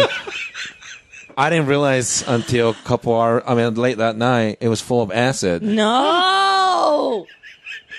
So it was acid, right? In your eyes. Yeah. So you have LSD? And I was fucked up for like a good day and a half. So I have, I had this gay pants. What? I had a gay pants where on my pants it was a pattern of women, same women over and over and over. Uh-huh. And I'm just trying to realize. I look, all of a sudden I see hundreds of women dancing on my legs. Yeah. Oh my god, dude. Acid's not easy to navigate. Had you ever done acid before? No, I'm not. And that's a massive trip too. That's like multiple doses. How far into it pouring in your eye do you figure? Like, how long after are you like, whoa? Like, how quickly does it hit you that something's off? Maybe 40, 50 minutes into it. And then do you call your friend? Like, whoa, dude. No, because this is 1999. We didn't have cell phone back then. So I just stay home and no one was home. Did you put it together? Did you go, oh shit, the eye drops? Maybe a couple hours afterward. You did. But my my aunt used to tell me, there's a lot of crazy people in the family. You probably have a mental problem. Like she told me when I was a little kid. So I thought, am I having a mental breakdown? That's nice that she told you that as a little kid. You probably have a mental problem. She's always the one, because I was always a troublemaker. When I was 7 years old, I was behaving so badly. If you don't cut that shit out, I'm gonna cut your nuts off. Damn. Yeah, my family's Korean, so they're a lot rougher than Japanese people in Japan. Yeah. But yeah, they would talk to me like, who tells 7-year-old kid you're going to cut their fucking nuts off, you know? My parents used to tell me that, I'm going to hit your head so hard it's going to fall off. I'm going to hit your head so hard you're going to shit your pants. Yeah. Oh, all that. I'm going to sell you to gypsies. Oh, yeah. Hungarians are terrible. There's a lot of them in Hungary. Oh, they're the worst, aren't they? Did you... That's a bad race. It's okay to be racist to the gypsies. Yeah. It's fine. I don't have anything against gypsies. This show hates the gypsies, Jesus. This is an anti-gypsy show. When you ate the 6 pieces of banana bread, were you just in a panic in your car? Because I've eaten something before where I had like tears because I was like, like I got emotional, freaked out. Were you freaked? You had to be freaking out. My heart was racing because I Here, one of the reasons, it's not because I'm a good person. I was illegal alien for a long time, so I was always paranoid about doing anything to get me kicked out of the country. So I never got into drugs in high school. All the cool kids were doing it in the 80s, but I just avoided them because I was born in Japan, but I'm ethnic Korean. Mm-hmm. So if I got caught being illegal, my relatives would tell me, you're so shitty. They used to tell me, you're such a shitty person. They won't send you to Japan. They will send you to Korea. But not only will they send you back to Korea, they will send your stupid ass back to North Korea. Oh, no. Yeah. Really? Yeah. So, and I know growing up in Japan, half of my family support North, other half support South. It's really uncomfortable conversation. You have family that supports the North? Yeah. There's... those pachinko parlors, those vertical pinball machines, 80, 85, 90% of those things are owned by North Koreans in Japan. Yeah. And money are laundered back to North Koreans supporting them. So there's like... Why do people support the North, though? I mean, the North is such a fucking disaster. Well, I mean, isn't it possible that we might have some Muslims that are terrorists and they support Taliban and Al Qaeda and living in the States, right? Yeah, no, but I'm saying like family that supports it's almost the North is so far gone. It's so removed. Maybe they're not as informed as we are, but they have families over there. You know what I mean? I see. That's different. Yeah. That's different. And so they're supporting their families, really. Yeah, I mean, there are. I know in Miami they're anti-Castro, but there are family members that live in Miami. They have families in Cuba. Of course, so it could be very well be that. You're completely right, and I was thinking more in terms of like they support the North, like they like supporting the North, the government. No, I don't think that. But now, you a big fan of Kim Jong-un? You like him? Absolutely not. No. Absolutely not. In fact, there's a lecture tomorrow in Pasadena. There's a book called Camp 14. Mm-hmm. I don't remember this guy's first name, but his last name is Shen. Mr. Shen was the only guy ever to be born in North Korean death camp.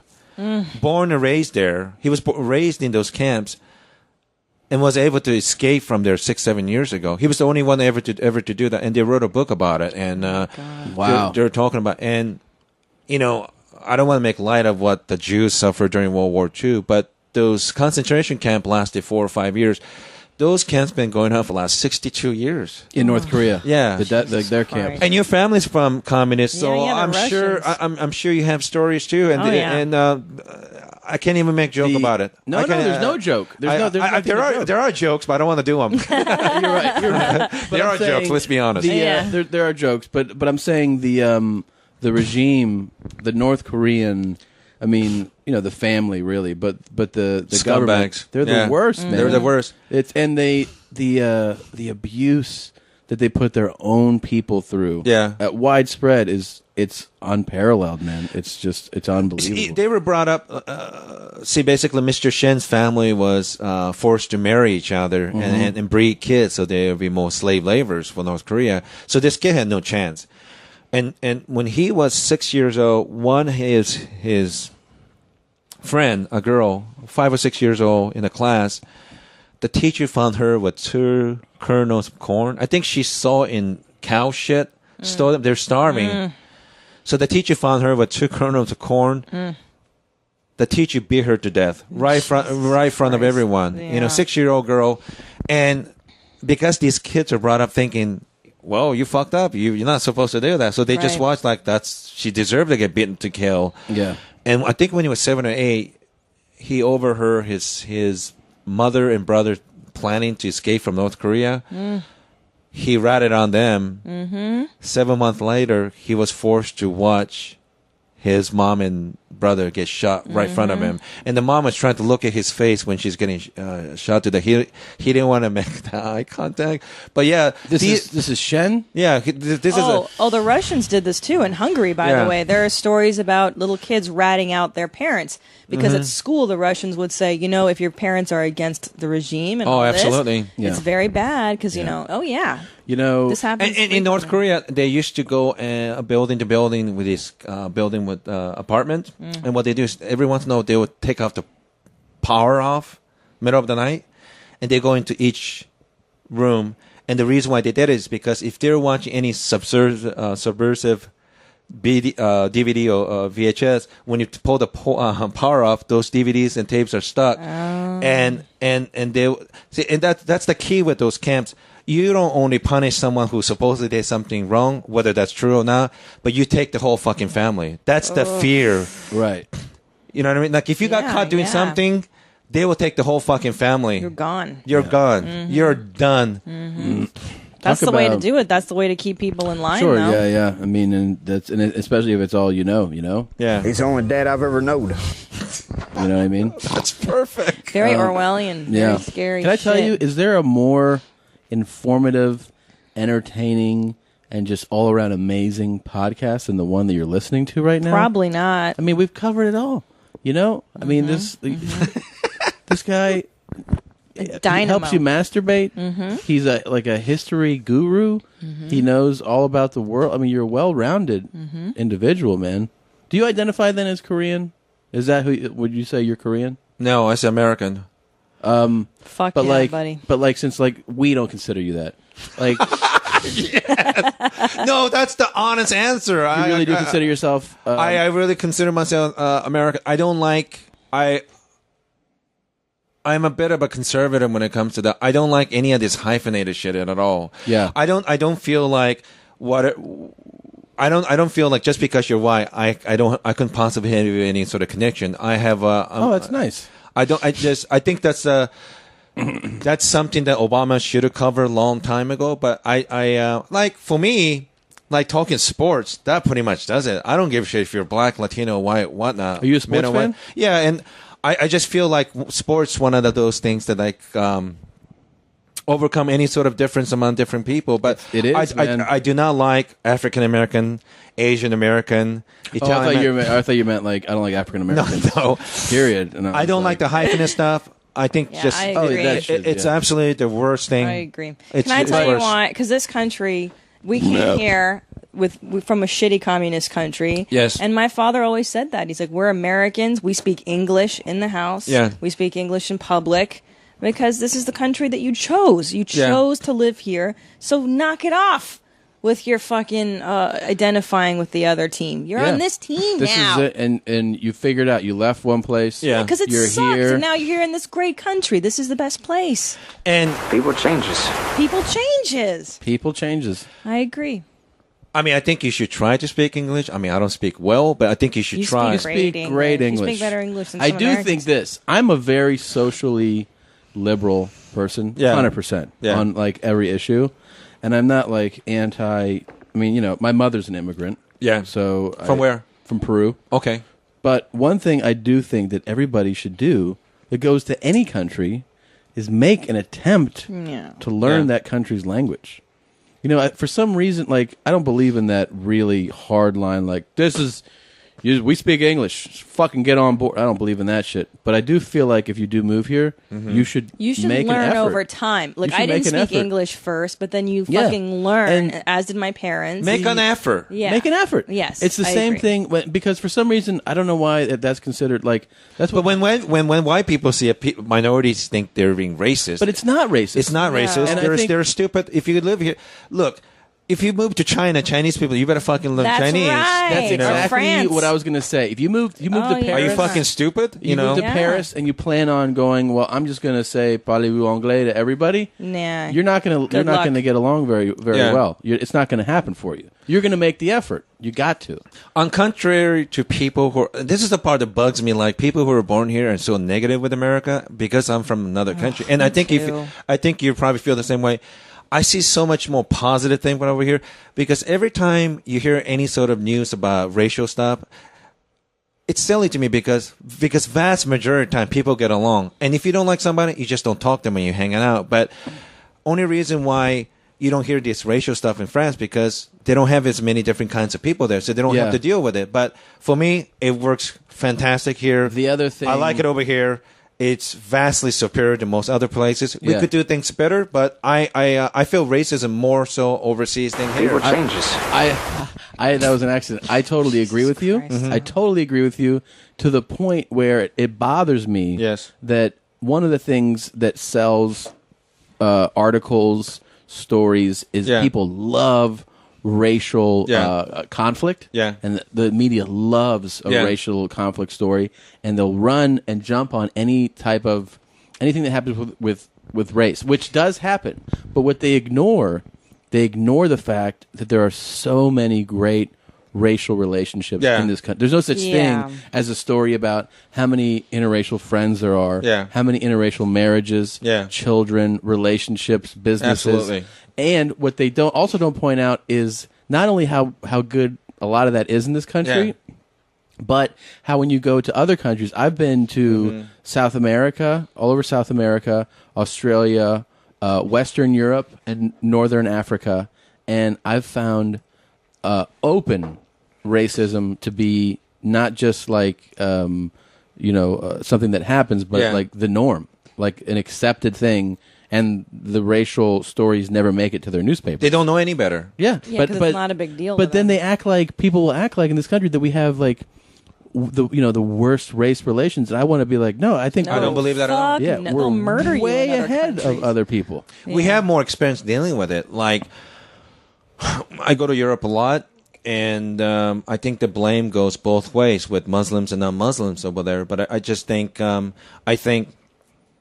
the whites feel a little uncomfortable. Like, I go to Netherlands a lot, and because they used to be colonial power, so they feel really weird telling the Muslims that they should learn Dutch language and Dutch way of living. And because they have such a generous welfare, a lot of them don't have to look for... If you have to look for work in Netherlands, you have to learn the language. How else are you going to get the damn job, right? But if welfare is taking...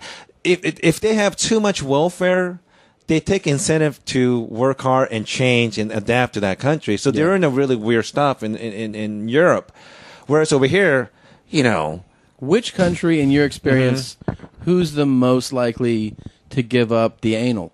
Which girls are in what country is anal That's a really standard? good question. He's really thinking this. Look at him. I'm a little biased because in Europe, most of the women I meet, because they're in business, so they feel like they have to do them. And I feel like they should all have to. Mandatory anal. I feel like anal has become a mandatory part of everyday pornography, whereas in the 80s, the pornography I grew up watching, and you did, it wasn't mandatory. A lady didn't have to go The Europeans, anal. though. Europeans are really into it. It's just par for the course now. I could be wrong, but I think some of it is... Let's be honest. Guys who get laid all the time, I'm sure they like porn, but they don't necessarily depend on porn as much as guys who don't. Yep. And I think the guys who don't get laid all the time, they depend on porn almost like vitamins. Right? Like vitamins. Like they're not actually getting food, so it's kind of like vitamin, but you should but so there's a lot of resentment against women, right? Yeah. Yep. So one other thing they resent is when women fake during sex. You can't fake when you do anal, right? That's a really interesting point because that's why a lot of the old school pornographers wanted to fuck women in ass for two reasons. One, women can fake, and a lot of those guys that I met have really weird homosexual, bisexual kind of tendency too. Sure. A lot of the performers do. Not a lot, but there's some of them. I could tell. Really? Yeah, I mean, it's not something I'm proud of. You know, if I do a resume right now, what could I possibly add there? Not a whole lot. Yeah. Only one special skill I've learned in 13 years of working business is you show me a guy from waist down, I could usually tell whose dick that belongs to. Really? Wow. That's interesting. You can identify guys. Not every one of them, but like I've been in situation. One of my friends work in a movie, and I just see a dick, like, oh, that's Brandon Iron's dick, or Eric Everhart's dick, or Mandingo, or Lexington Steel, or whatnot. Oh, Lexington Steel. So that's pretty impressive. That's a skill. Would you put that? It's a useless skill. I beg to differ. Would you? I really wish we could pull up like a screen of dicks right now. I know. So you can really can you identify women by their parts too?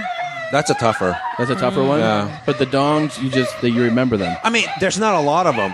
Oh, that's why. That's true. How many? But you know, there's a lot of cheaters now because Viagra really changed the business. You know, but before, how many dicks do you know just by like you see the dick and you go, that's fucking Johnny? How many can you do that with? You think?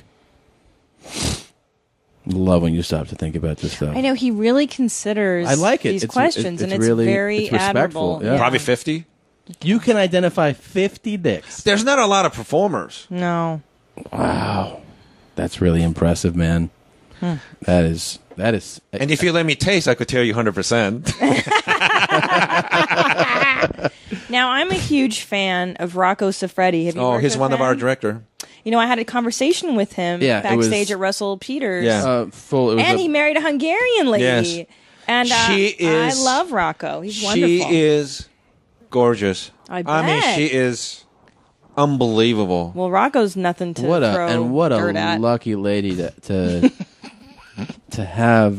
come home to that's a nice man to come home to. I like Rocco. He was very. He had some nice stories. I wasn't there, but Ron Jasso was there too as well, and he told me a funny story. There's some hot chick with her boyfriend there, and Rocco just went up like to her like because during the conversation he said something like, "Well, you know, if you really want to get fucked for real, I could teach you how to fuck."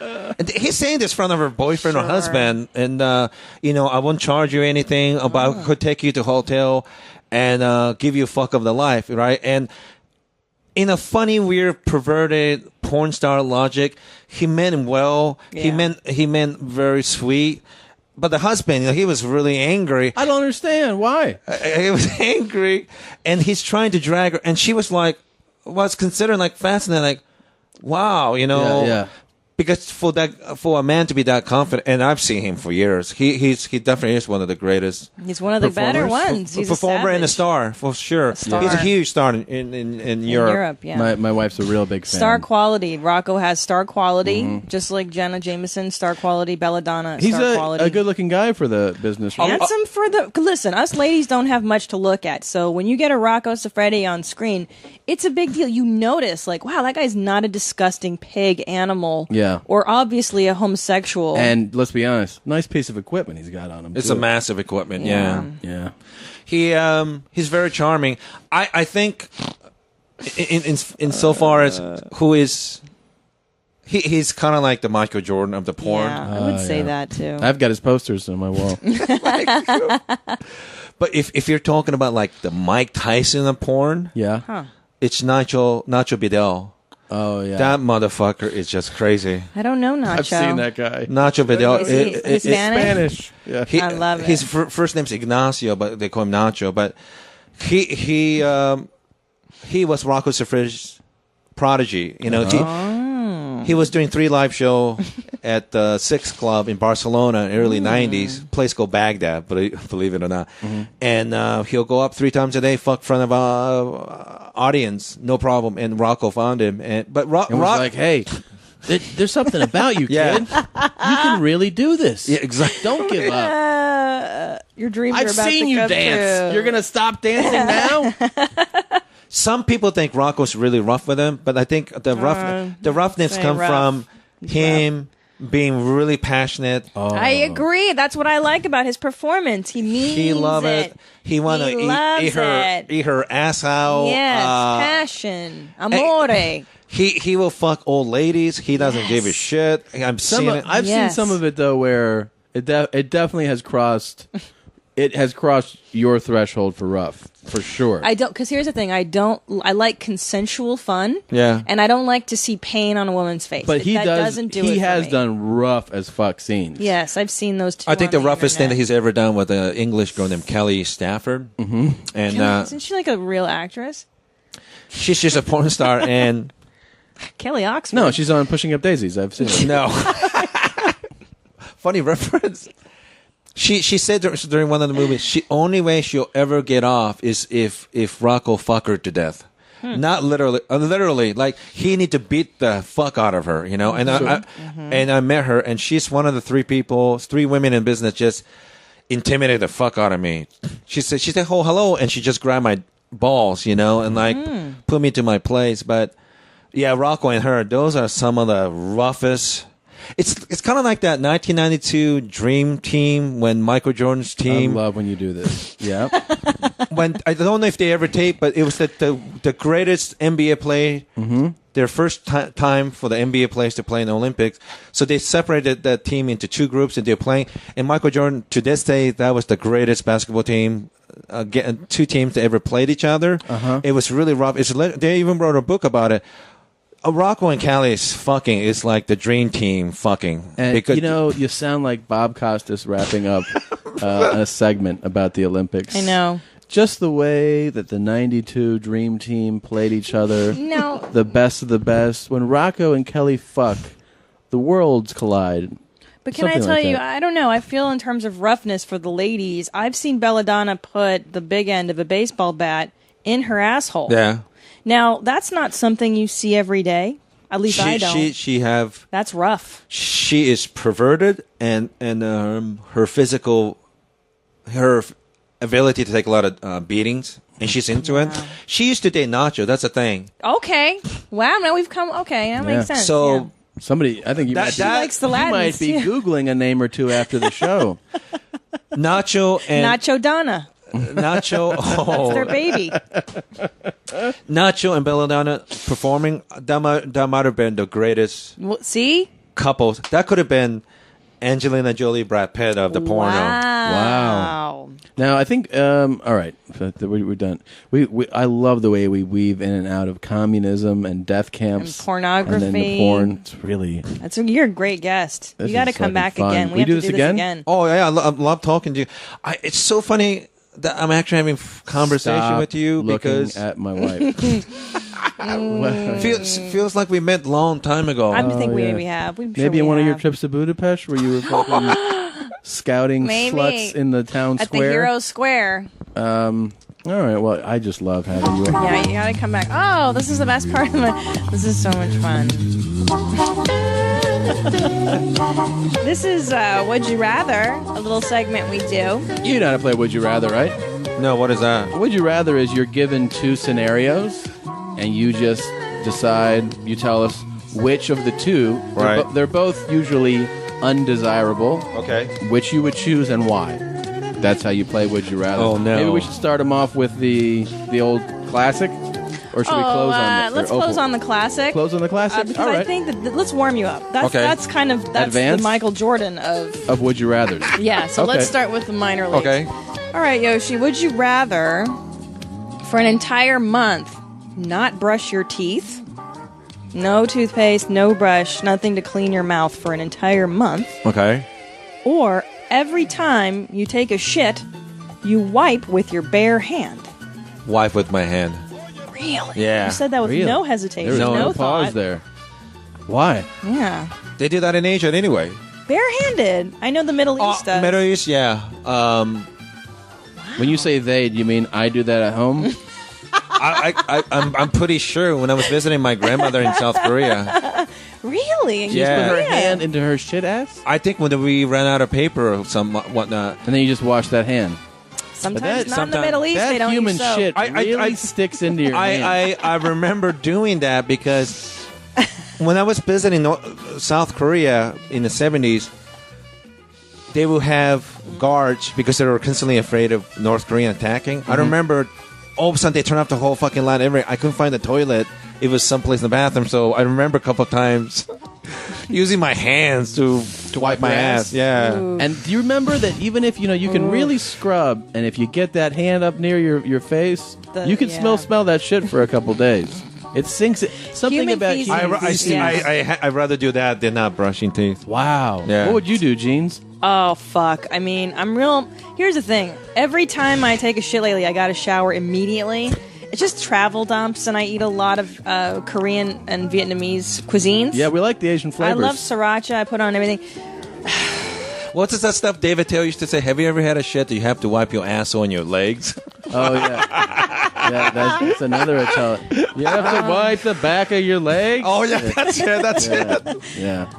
Here's the thing. Do you do the road with him then? Do you go on the road with him? I was going to tell you, I'm working with him in Brea in October, but the whole month of October I work with him. Oh, you are? Yeah. We're going to come see you in October. Come down. We'll put you guys on the show if you want to. You don't have to do that. No. He liked that anyway.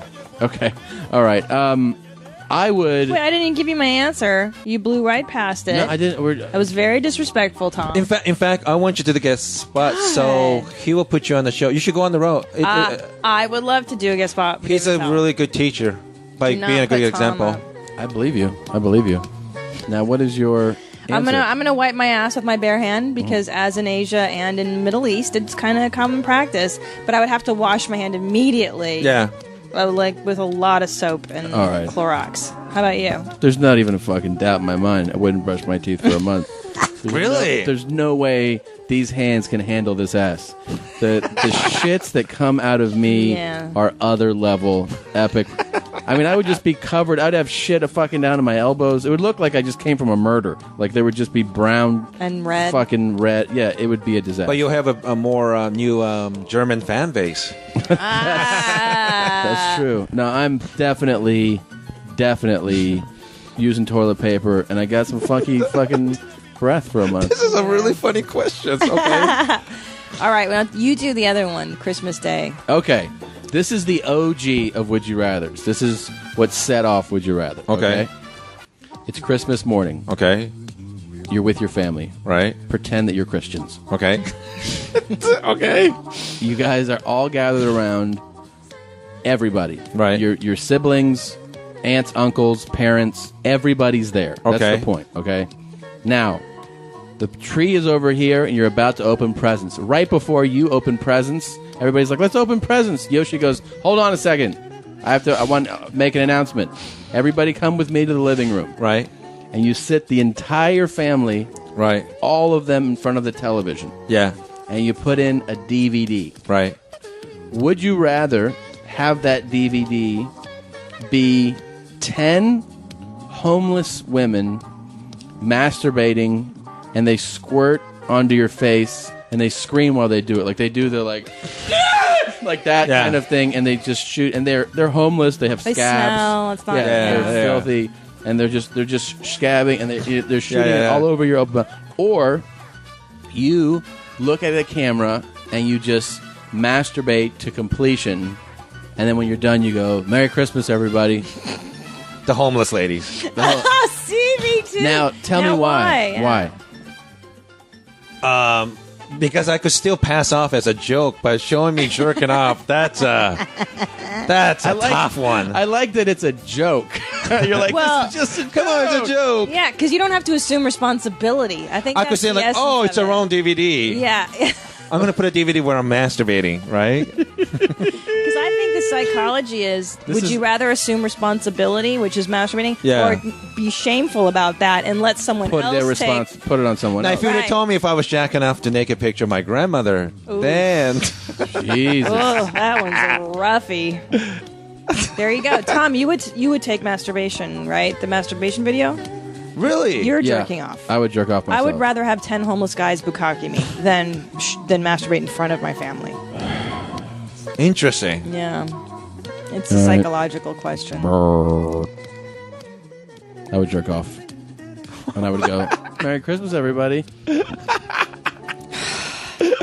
So gross. And your sister, oh my God, Tommy is jerking off. Is there another one? Is that it? Here's one. Okay, this one I just thought of today, too. Oh, okay. Because I hate this so much. Drop it on us. Would you rather spend 8 hours a day in traffic and, like, you wake up at 7:30 in the morning, you get on the 405, and you just fucking park there? It's 8 hours of just that awfulness. Right. All you do is you're in traffic. Like, heavy, awful the LA kind traffic. that you want to fucking blow your brains out, yeah? Or you have to go on Twitter and read every single tweet that Kim Kardashian's ever done, and Paris Hilton. Really read, like, the thousands of them and be the biographer of these two and really get to know all of their innermost thoughts and write a biography. You're an expert. You're an expert on that's the who they go I'd to. rather do that Twitter thing. Really? Yeah. Why? But when they need, if anybody's like, what about Kim Kardashian? They go, well, let's go to Yoshi. And you're the expert on the Kardashians. That kind of stuff doesn't bother me. Really? Because you know, I think when you were asking me how do I know people in such a higher up places in the world, it's because I have nothing to offer them except weird, eccentric stories. Gotcha. So sometimes whenever I'm overseas, they will ask me a question about pop culture, and like I really don't have anything against those two girls. I think they're very successful business people. They are. They're very successful, and I think Kardashians is even more clever because with Paris Hilton, it was just about her, but Kim is, in my opinion, genius because she didn't just put on herself; she put the whole family. So any given time, she might not be popular. Well, somebody other member in the family will pick up the whole group. Right, but I'm just saying that their thoughts are so dumb, though. That's the problem. It could be dumb, but I find it fascinating. I met one. I think I met one or two at the Tonight Show, but I'd rather do that than sit in the traffic. I hate traffic. No, it's torture. I fucking hate it. Worst, unbelievable. Dude. I thought I liked you. So you answered that. Well, that's all I got. That's it, man. That's going to be our show for today. I want to thank Yoshi. Thanks for the invite. This really was stress free. It was really fun. We enjoyed. Because some podcasts, it just seem like they're confrontational. No. Some of the radio show, like, is this going to be one of those? But but this is a way better show. Absolutely, it's fun to listen to, and it's a fun time, man. And the listeners are going to love you. Where can they find you? Anywhere online? Just Facebook. I have that Comic Without Borders shit that I did with Russell Peters, but I'll be back. I'm going to Afghanistan soon. Oh, you are? Yeah, when? September 18th to 26th. It's really nice there. You've got the sun and the sand. It's a really beautiful place. So you both went? No, she went there. It's pretty terrible. Have fun. Are you? I'm not going for US, so I'm just going for vacation. You don't have a enjoy yourself. Enjoy it. Taliban. Brody Stevens. Blowing it up. Do you have a Twitter account? Yeah, it's twitter.com/Yoshi Obayashi. Right. .com. It's bad. I should have thought. Just never say that again. Just put Yoshi in stand-up comedy now. It should pop up someplace. Just go to Your Mom's House podcast. Yeah, there you go. Yeah, we'll put that shit on there for you. We'll put it on there. We'll put it in the posting for the episode. Go to yourmomshousepodcast.com and you can see our dates. We're going to be... actually, by the time... When does this air? Next week? Well, we'll be in South Africa. Yeah. So for real? For real. Yeah, good for you. Festival. So come see us in Durban or Johannesburg. If you're in the area. And the next few episodes will also be airing while we're there. And that's that. Thank you for listening. We love you. Love you, mommies. Bye, Jeans. Bye. Pull them up. Look at this face. What do you see? Look at it, Dad. What do you see? What do you see? Say it. Say it. Well, it's a face. Yeah, but what kind of face? Pale, pasty, psychotic. No, Dad. It's a neatly chiseled, well-groomed, drop-dead, handsome face.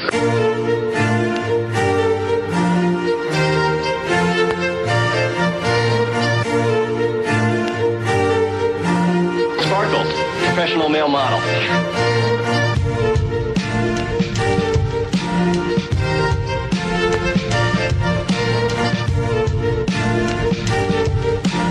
Sparkles, professional male model. You must be another handsome boy graduate. Oh my God, they're gorgeous. You must be another handsome boy graduate. Oh my God, they're gorgeous. You must be another handsome boy graduate. You must be another handsome boy graduate. You must be another handsome boy graduate. You must be another handsome boy graduate. I'm gonna become a male model. I'm like a rough diamond that just needs a little polishing, that's all. And that's exactly what Handsome Boy Modeling School's gonna do for me. Oh my God, they're gorgeous. You must be another handsome boy graduate. You must be another handsome boy graduate. Handsome Boy Modeling School wants handsome fellas to train to become successful male models. Bring your beautiful face and a check for $60.